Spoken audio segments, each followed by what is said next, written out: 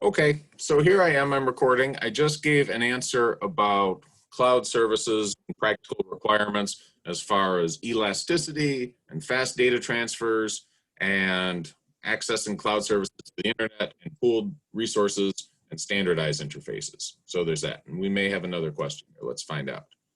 Yes, I am recording. Wonderful. Okay. All right, so I'm going to pause the recording. We'll see if there are more questions. I'll give people a little time. Okay, so we had a question about the 7-layer OSI model, and we're starting off to say, first of all, it's not actually implemented. The internet, of course, uses TCP/IP, and we can talk about what the 7 layers are, how they work. So, easy mnemonic to remember, all people seem to need delicious pizza. That corresponds to our 7 layers, which are application, presentation, session, transport, network, data link, and physical. So if you have an outgoing packet, it's going to go down through these layers. And if you have an incoming packet, it's going to be received at the other end and go back up through those layers. As we can talk about that in a moment.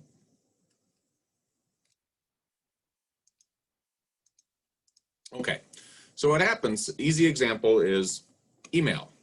All right, so what would happen in the application layer, let's say our email application, you write an email and click send. The data goes to the presentation layer.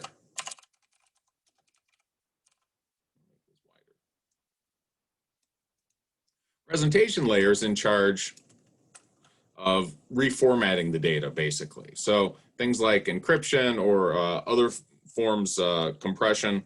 Basically, presentation layer takes that raw data and makes it ready for travel over the network. Again, things like encryption or compression would typically be done here. The session layer basically bundles related information together. For example, audio and video streams synchronized as needed. Now, of course, in normal email, this would not be really an issue, so you could bypass that. The session layer does do some other things. For example, if you're connected to a website, the session layer is also where the information about the session itself gets stored. The rest of these network layers don't need to do it, but the application might need to know that you're continuously connected to the site. But in terms of sending data over the network, this is the key thing that the session layer does. The transport layer takes the data stream, packetizes it. Okay, so it turns it into packets that are much more easily sent over the network. The network layer assigns the destination IP address to each packet. Okay, and also the sequence, right? It could do that, but we'll leave this. All right, the sequencing is probably done at the transport layer anyway. Okay, so each packet gets its correct destination IP address. The data link layer schedules the transmission of packets and converts them to to a bit stream, ones and zeros for transmission. Say just sending them out, but let's go. And the physical layer actually does the transmitting. Okay, so that's what happens in the 7-layer OSI model. You start from having a bunch of raw data that's produced by some application, and you put it into a more or less standardized form, right? Once you get down to here,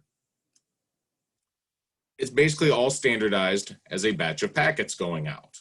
And they're all going to get handled the same way, regardless of the application that they're from.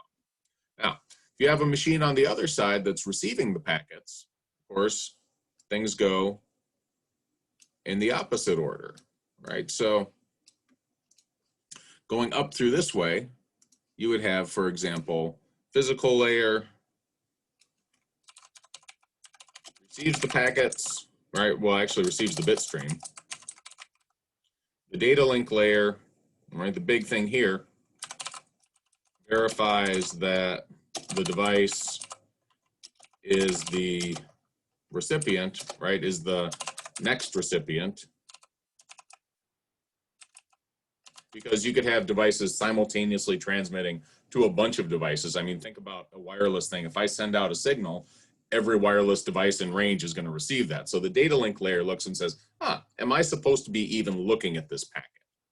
The network layer checks IP address to see if is final recipient. I know the grammar is not great there. Let's stretch that out and I can put in some stuff. I'm trying to keep it to see if the device is the final recipient. Okay, so once I've verified through the data link layer that, yes, I am supposed to even be looking at this packet, the network layer looks and says, am I the final recipient of this packet? If so, I push it up to the transport layer, right? Transport layer adds the packet to the packet sequence, right? Because we know typical message is going to be a bunch of packets. So the transport layer is going to take all of those packets and one at a time bundle them together as they come in. Okay. Session layer will unbundle packets from synchronized applications. So that's where we combine them on the outgoing side. When we receive them, right, we have packets that might contain a mix of data. We have to unbundle them somehow. Or if we have packets coming in sequence from different applications, the session layer is in charge of branching that off and saying, you packet A, you go to application A, packet B, you go to application B, and so on. Presentation layer basically converts travel format to application format. Right, and again here, this would be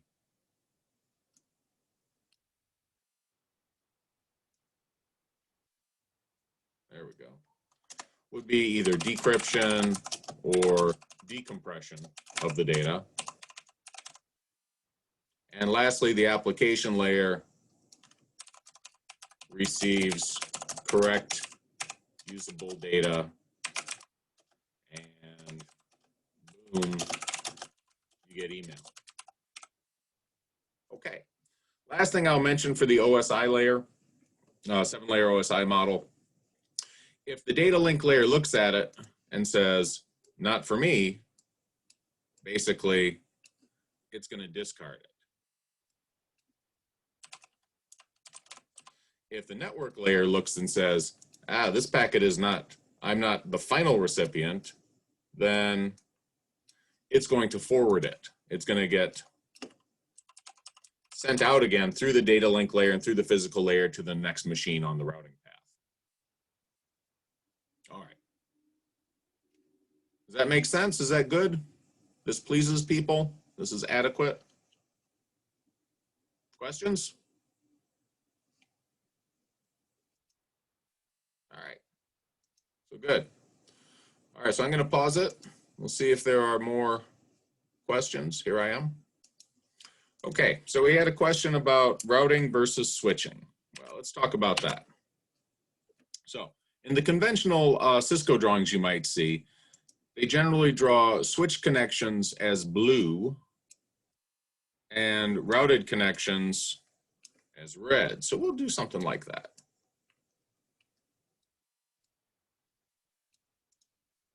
We'll draw a routed connection here between the two devices. Okay, so I'm going to draw a couple routers. We'll have this one, we'll make it a circle.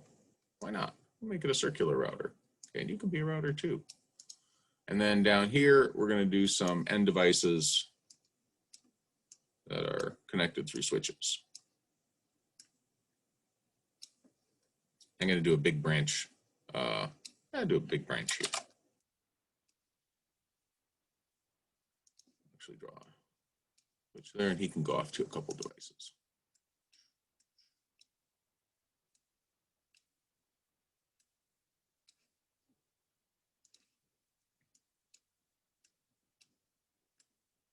Okay. So the first thing, let's talk a couple things. So the big difference, right? The definitional difference.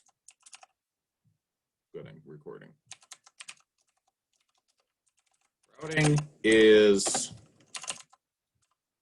sending packets across networks, right? Basically, network A to network B, whereas switching is sending packets within networks. Okay, say within network A. Let's say between devices all within network A. All right. So that's the thing. Now, you may occasionally see out in the real world that there are switches that offer the capability of sending packets across networks. Those are, in fact, routers. It's just for marketing purposes or to make certain things easier for people to get into their mind. They might be called switches, right? But if they're sending data across networks, then they are, in fact, routers. Now, second thing, typically, routers are smarter than switches. Okay. Now switches can have more advanced functions, but typically that's implemented for routing. So routers can prioritize traffic streams, but switches typically don't. Okay, so switches will receive packets and just, right? Switches will receive packets and forward them basically immediately. Okay, that is the typical nature of a switch. So you want to have the switch running at so-called wire speed, where the switch doesn't really add any extra time beyond what it would take to travel down a cable anyway. All right. So we understand that. That's a good point. A good point of starting. What else can we say? Well, what can you do with that knowledge? The fact that routers are smarter than switches. What does that mean? How does that help us? Well, suppose we have a whole bunch of work centers here, right? So each one of these blue circles is not an individual machine. We can say each circle is a work center, right, with many machines. So we'll establish that. Now, if we have some prioritization scheme in place, right, suppose they're using a mix of applications and some are more important than others. Let's say in particular, let's make a point here. For these guys,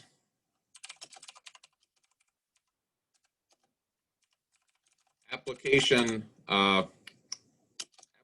A needs high priority, but application B does not. Okay, and say for these guys, on the other hand, it's the opposite.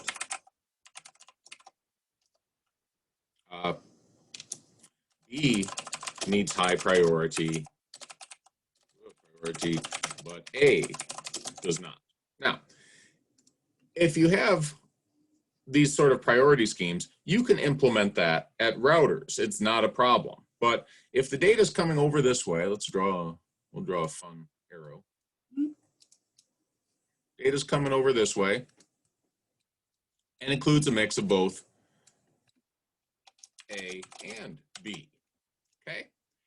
The router can prioritize whether A gets top of the stream or B gets top of the stream, but once it gets down into the switch part of the connection, the switches are just going to receive the packets as they get them and kick them forward. You need that sort of more advanced prioritization scheme to be implemented there. So sometimes what systems will do, and again, this is getting a little bit afield, a little bit past what we talked about in the course, they'll implement what is called routed access design.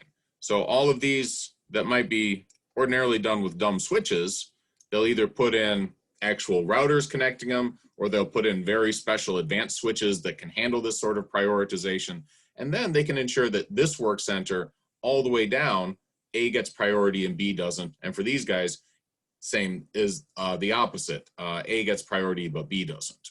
And again, this is the sort of thing that you can implement with networking as a service. I'll add that here.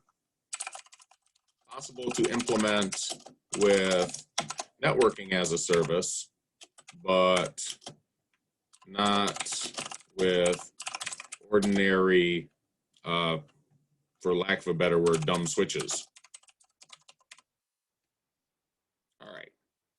So when we're talking about routing and switching, that's generally the big thing. And of course, the practical trade-off. Routers are more advanced and therefore more expensive than comparable capacity switches. All right, so again, if you want a machine that can do more than an ordinary dumb switch, yeah, you can get that, but you're going to pay more, right? Likewise, these smarter switches, they're going to cost more than the ordinary dumb ones too. So businesses try to purchase and what's the better, and include the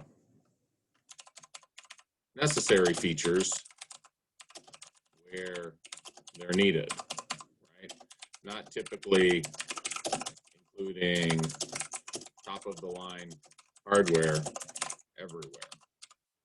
All right. So I think that's enough to discuss on, at least for IDS 313. All right, probably a little more than what you're going to actually need to know for the exam, but help you understand what it's all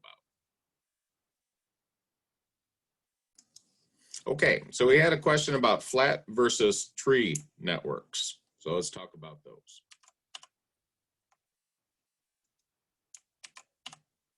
Damn it.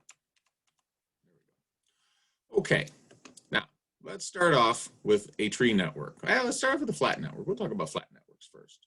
So imagine if I have a bunch of devices in the network and everything can more or less directly reach a whole lot of other stuff.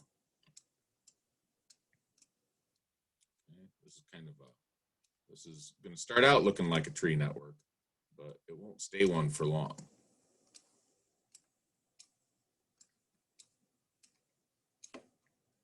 All right, and many of these devices could have their own, attached devices, and so actually I should have just made a few clusters that work, but this would be fine for what we're doing. Okay.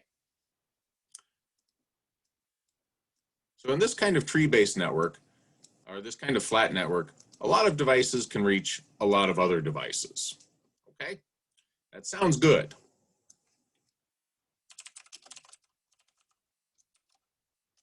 Okay, so many devices can reach other devices. So it's called a flat network because you don't have that many levels of hierarchy to it. There aren't multiple levels of hierarchy that packets go through. Okay, now again, it might sound good, but the problem is, imagine if there is, what you'll typically see, the network will be carefully calibrated to handle typical traffic flows. Okay, so you have the right components with the right capacity where you need them to manage traffic, and most of the time it'll work pretty good. However, what happens when something changes? Okay, that's the big issue. When something changes,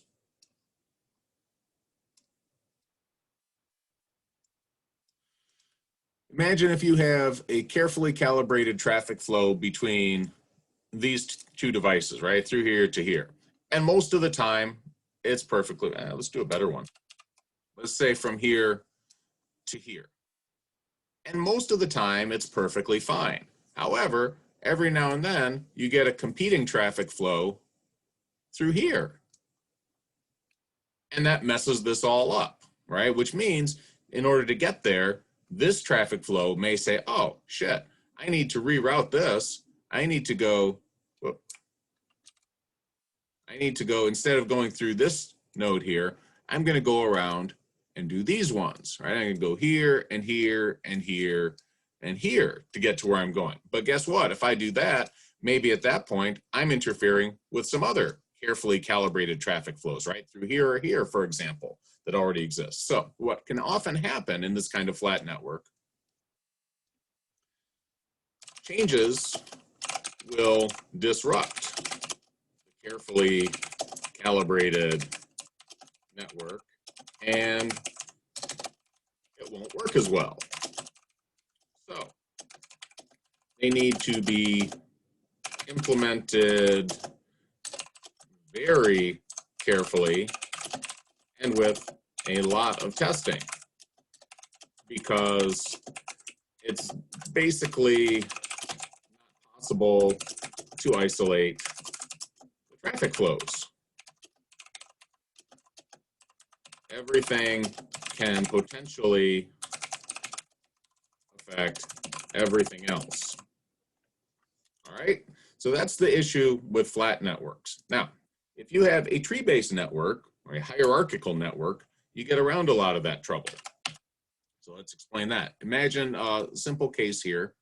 All right, I have a couple big switches, and I have a big data center up here at the top. I'll mark him DC. That got a space for the whole thing. Data center, whatever. Now, if I have connections from here to here, and each of these guys has a bunch of downstream connections to various work centers. Okay, so some switches there, and work centers down here. I'll do as circles.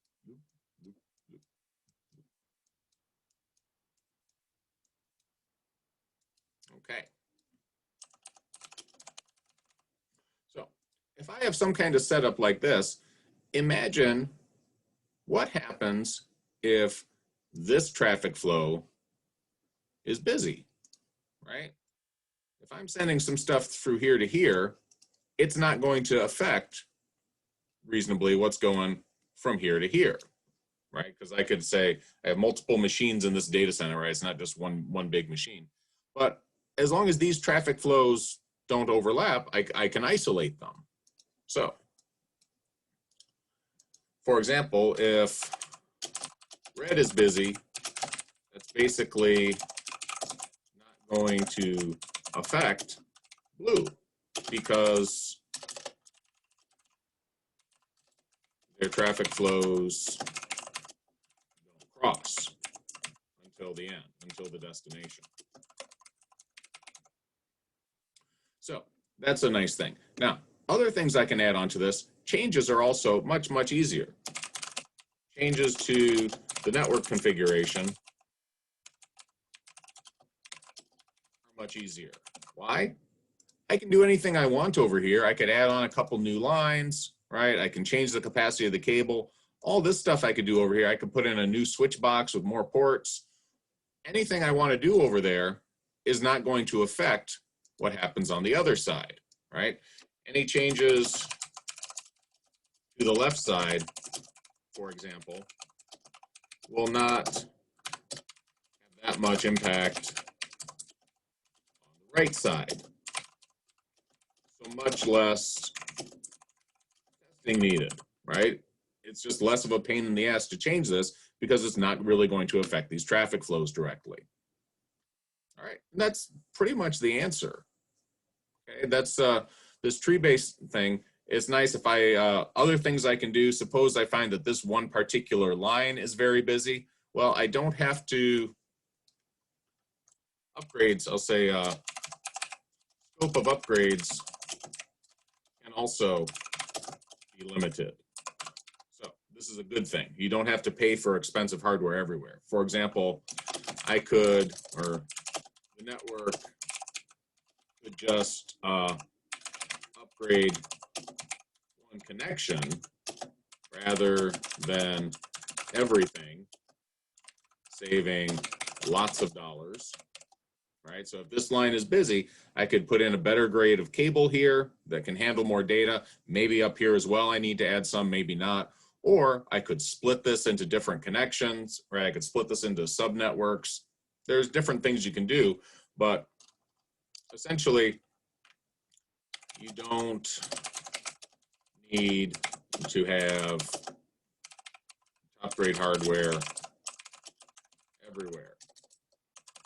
That's a nice thing. You can isolate where things are needed. I mean, it has other benefits too, like in terms of troubleshooting, it's easier to find out what's going wrong with the network. So in various ways, maintenance is probably easier because you can figure out where the problems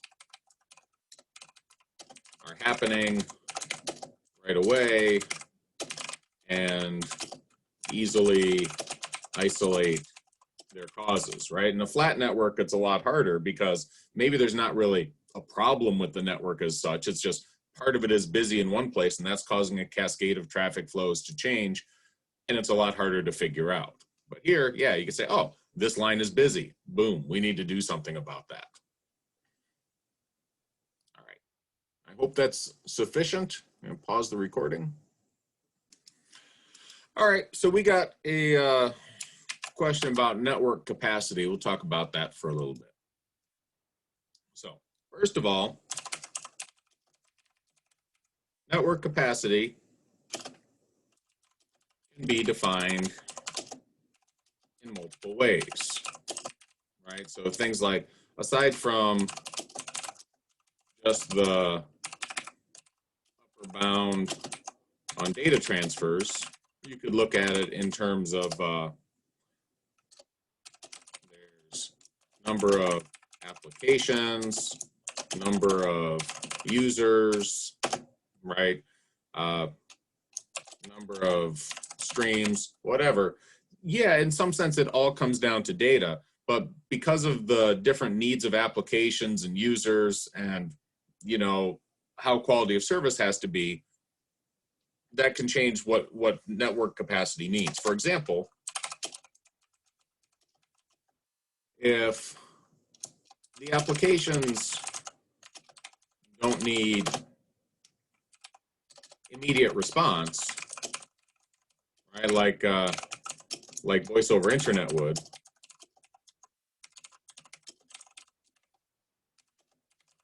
then it's much easier to maintain a reasonable and acceptable quality of service. Because even if there are bursts of high traffic, the network can send the application data a few seconds later without making anyone upset, right? You don't really lose quality of service that way. But if it needs immediate response, then it's harder to do. Okay, so that's the key thing. You can talk about network capacity just in terms of the data rate for the equipment, but of course that isn't going to tell you the whole story. For anything, generally too, applications that can send data in long streams, right, long continuous streams, will make more efficient use of capacity than those that very frequently send short streams of data or even single packets. This is because of how essentially the TCP channel claiming works. So in TCP, basically when one device claims a channel, right, for sending traffic over it, it tends to have priority on sending the next packet, which means you don't get the various delays associated with regulating who gets to transmit when. All right, so think of it, it's analogous to a conversation. If you're talking with like 6 people, every now and then there's going to be, you know, if somebody's talking, they're telling their story and everybody's listening and that's fine. And then they're done. There's this little bit of, oh, who gets to talk now? And a couple of people are going to chime in and a couple other people are going to cut them off. And there'll be that sort of back and forth for a while before the next person can start talking. Same kind of a thing is going on with the network. So in TCP, if one device is transmitting, it tends to claim that channel and be able to keep on sending data as long as it has more to send in its stream, because it's more efficient to send long slugs of data than it is to every time somebody's going to send a single packet that all the devices argue about who's going to send the packet next. Okay, so just based on those sort of issues, again, you can talk about the data rate for network capacity, but there's a lot more going on. All right, now I got to check what the other stuff was in the metrics, consequence of shortfalls, man. Yeah, okay, so that's what there is about metrics, right? The short answer is there's more than one metric for measuring capacity, and this is why. So next thing, consequences of shortfalls. Well, most network troubles are caused by insufficient capacity for the required activities. Okay, basically, like a road doesn't have enough lanes to hold all the cars. So you get some kind of traffic jam. Okay, same kind of idea. Now, of course, if the network had infinite capacity, then there'd never be any trouble, right? If the network had infinite capacity, everybody could send all the data they wanted, all they want all the time, and no troubles with that. Okay, but of course, networks don't have infinite capacity. So whatever your amount of capacity is, if it starts to get overly busy, you're going to have a few things happen, right? You'll have, number one, you'll have latency. Basically, some packets will have to wait for others to be transmitted. So, a simple case, imagine if you have a 2 gig, let's say a 10 gig capacity line. If you have a 10 gig capacity cable, but 2 users are sharing it, well, they're not going to get the full 10 gigs each, right? They're going to have to take turns. Basically, they'll each have their 2 separate traffic flows and will come out to about 5 gigs each on average, unless one of them has priority over the other. All right, another thing is jitter.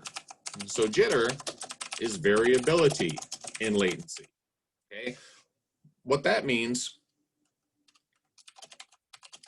some packets might arrive after a short delay, others after a long delay. Okay, and again, this can typically happen if you have a 10 gig capacity cable, two users sharing it. I'm gonna move this thing up a bit. It's in the way now. Two users sharing it, and one user has high priority. So whenever that user, or at least higher priority for at least one application, so whenever that user shows up, what's going to happen? The others will have their traffic delayed, okay? Potentially significantly. So you're not going to get a regular stream of traffic coming in, right? It's not going to be like the first example where, sure, there's 10 gigs of capacity, but each of them gets about half of it. With jitter, you might say, well, most of the time I get a lot of capacity, but if high priority guy shows up, then suddenly I get throttled down and I hardly get any. And it can bounce back and forth. If this person is frequently using the application at short intervals, then I'm going to experience that as jitter. It's not going to be a sustained change in latency. It's just going to be some packets change, some packets arrive quickly, some don't. Yeah. Okay. And the last thing, of course, packet loss. Ooh. Sorry, I'm going to try to move this so I can still keep it all. That's interesting. Well, I'm going to have to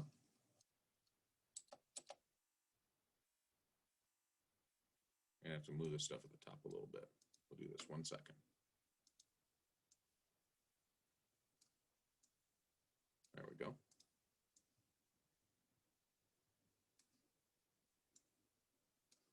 Okay. So the last thing, packet loss. Basically, if enough packets arrive, or let's say if there's a persistent backlog of packets waiting to be sent, eventually some transmission attempts can fail and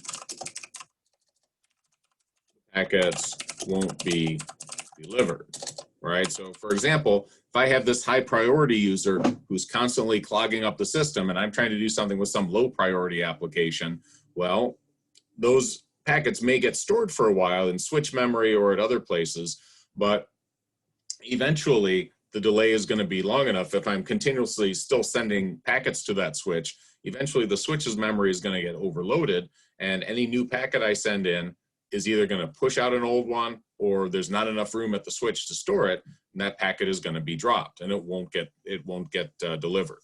So again, with packet loss with TCP, there will be some retries.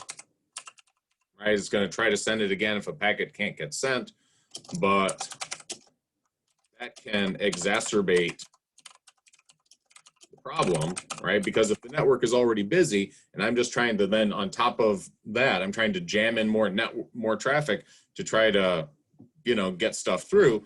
If it's a sustained problem, that can actually make stuff worse. With UDP, it just fails. Right? With UDP, what happens is if a packet gets lost for whatever reason, if it doesn't make it, UDP says, well, sorry, I never promised I'd try to resend it. So that's what UDP is. Okay. So those are some troubles. If you don't have enough capacity in your system, those are the sort of things that can go wrong. And of course, any of those can lead to, you know, predictable consequences. So for example, if you're trying to use some real-time application, there's a lot of latency in it, it's just going to feel slow and awful and you're not going to like it. If there's jitter, depending on what you're doing, that could cause various types of stutter as well. Imagine if you're trying to do voice over internet and there's a lot of jitter, either the application can just cruise along and effectively say, well, those packets that didn't arrive in time, we're going to treat them as lost, which is going to degrade the quality of the call, right? Some moments may be lost, or some sound quality may be lost. Or you can wait, right? Or it can pause and start and stop, and that has its own problems. And of course, with packet loss, that's pretty obvious. The whole message, whatever you're trying to send, just isn't going to arrive. Okay, and there was one more little bit of thing to talk about with that. See if I can, I'm trying to grab the window of people's faces. Just my face, really, but still. Managing quality of service. Yeah, so that's, right, as far as managing quality of service, well,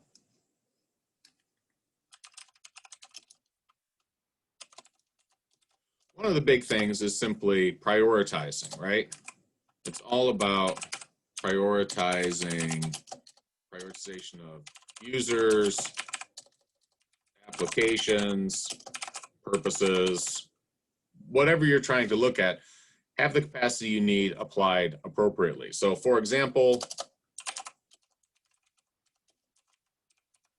real-time applications should generally have priority over things like email. Okay. Some users may get priority over others. For example, if an organization has a guest Wi-Fi, I won't capitalize that, as a guest Wi-Fi system, that traffic should not get priority over legitimate business traffic, right? Yeah, you might provide some guest access as a service, but you don't want to provide so much guest access that it cuts into what your business actually needs to do. So that's about users, we talked about applications, and of course purposes, right? So for example, using a web browser for legitimate business purposes should have priority over recreational usage, like Facebook or just, you know, or random other activities, random non-business activities. And there's a whole bunch of stuff we could talk about details about that, but that's what the big picture is. In order to manage quality of service, that's what you do with the capacity you have. And of course, you can apply some other things, for example, rescheduling activities or other demand smoothing efforts. Basically, try to make sure that not so many users are working at the same time. So for example, if you have a database synchronization tasks that send a lot of traffic to and from various database machines, maybe that's something that can happen during off work hours, right? Not during the day, but have it happen in the evening or overnight when things aren't so busy, or early morning. That's one possibility. What else? Of course, long term, sure, add some capacity through hardware upgrades, but that's something you do when you have to, because can cost quite a bit, right? In principle, rescheduling should basically be free.